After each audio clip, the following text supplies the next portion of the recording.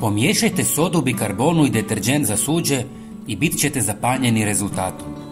U ovom kratkom videu ću vam pokazati šta će se desiti ako pomiješate ta dva sastojka uz par dodataka.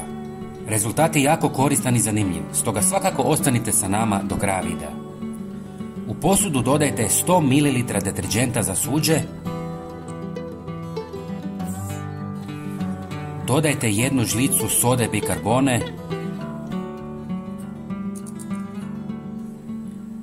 i dodajte 1 žlicu kuhinjske soli. I zadnji sastojak je najvažniji, a to je 1 žlica lavande koju ćemo usitniti u mlincu kako bi dobili sitni prah. Usitnjena lavanda ima puno jače djelovanje, intenzivniji miris i brže ispušta svoje hranjive sastojke. Pomiješajte prah lavande sa 200 ml vruće vode, promiješajte i ostavite da se ohladi. Procijedite kroz gazu kako bi dobili čistu tekućinu. Koncentrat lavande dodajte u smjesu i sve promiješajte.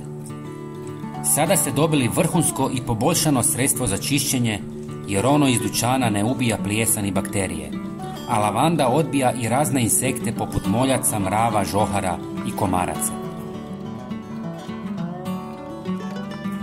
Kao što vidite, smjesa se zgusnula i zato ćemo dodati još malo vode.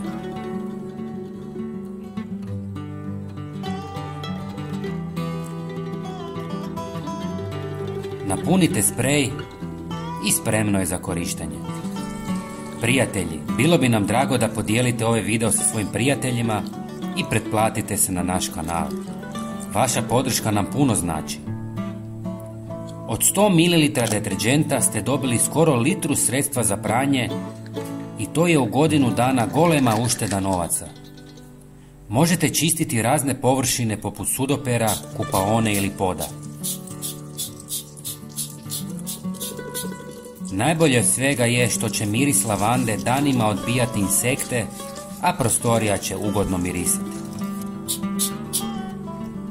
Pozdrav!